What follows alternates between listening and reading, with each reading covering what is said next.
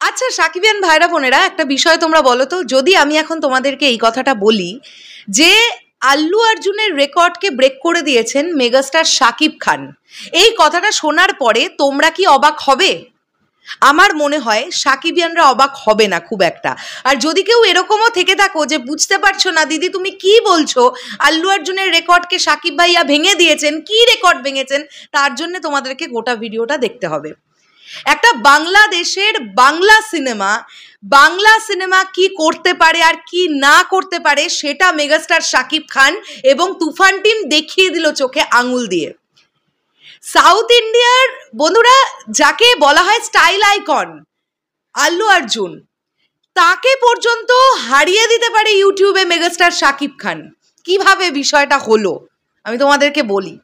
টি series YouTube চ্যানেলে চলে যাও, আজ থেকে 1 মাস আগে পুষ্পা 2 এর দ্বিতীয় গানটা এসেছিল আঙ্গারো, যেখানে আমরা রশ্মিকা মান্দানাকেও দেখতে পেয়েছিলাম আল্লু অর্জুনের সঙ্গে।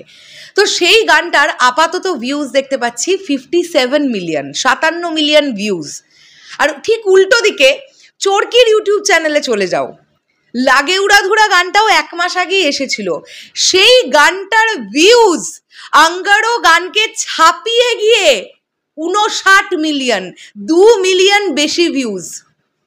কোথায় বলিউডের টি সিরিজ? ভাবা যায়? মানে আমরা এটা বলি যে বলিউডের নামকরা প্রোডাকশন হাউসগুলোর মধ্যে যদি প্রথম সারির 2-3টে প্রোডাকশন হাউস থেকে থাকে, তাহলে তাদের মধ্যেও হয়তো টি সিরিজ 1 নম্বরে থাকবে। মানে এরকম একটা প্রোডাকশন হাউস, তাদের তরফ থেকে একটা গান আপলোড করা হয়েছে, সেই ভিউজটাকে ছাপিয়ে গেছে চরকির ইউটিউব চ্যানেলের লাগে উড়াধুরা গান। মেগাস্টার শাকিব খানের পাওয়ারটা যত দেখছি তত অবাক হচ্ছি। তোমরা আজকের ডেটে দাঁড়িয়ে বলো, বাংলায় আর কোনো নায়কের এই ক্ষমতাটা আছে আল্লু অর্জুনকে বিট করে এগোবে? কেউ একজন করে দেখাক, মেগাস্টার শাকিব খান বাদে কেউ একজন করে দেখাক। কারোর এই আজকের ডেটে দাঁড়িয়ে এই অকাতটা নেই। এটা কারো শুনতে খারাপ লাগতে পারে, কারো শুনতে ভালো লাগতে পারে, সেটা যার যার ব্যক্তিগত ব্যাপার।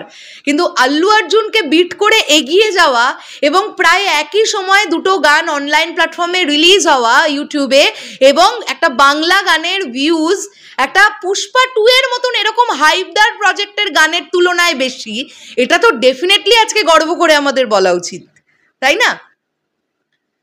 তো এটা নিয়েই বেসিক্যালি কথা বলতে এসেছিলাম। এটার সঙ্গে সঙ্গে আরও একটা বিষয় তোমাদেরকে বলি।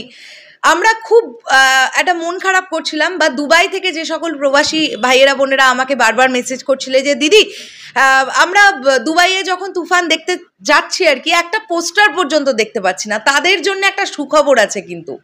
দেখো আমি তোমাদেরকে এখানে দুবাইয়ের পার্টিকুলার একটা মলের দৃশ্য দেখাই, সেখানে তোমরা দেখতে পাবে। দেখো তুফানের প্রমোশনটা জাস্ট দেখো, এই দেখো, ওই দেখো শাকিব ভাই আর তুফান দেখতে পাচ্ছ মুভি লিস্টের মধ্যে। এবং আরো বড় ব্যাপারটা এবার দেখো তোমরা, ওই দেখো তুফানের টিজ চলছে। এটা ডেফিনেটলি আমাদের প্রত্যেকের গর্ব করা উচিত মেগাস্টার শাকিব খানের জন্য। তিনি এখন বিশ্ব কাঁপাচ্ছেন, আমরা এটা বলতে পারি। তো আমি ভাবলাম যে এই বিষয়টাও তোমাদের সামনে তুলে ধরি আর কি, তাহলে তোমরাও আনন্দিত হবে। শেষ করলাম ভিডিওটা। তোমাদের কি বক্তব্য পুরো বিষয়টাকে নিয়ে অবশ্যই কমেন্ট করে জানিও। দেখা হচ্ছে আবার খুব শিগগিরই নতুন কোনো ভিডিও নিয়ে। তাহলে এখনের জন্য টাটা।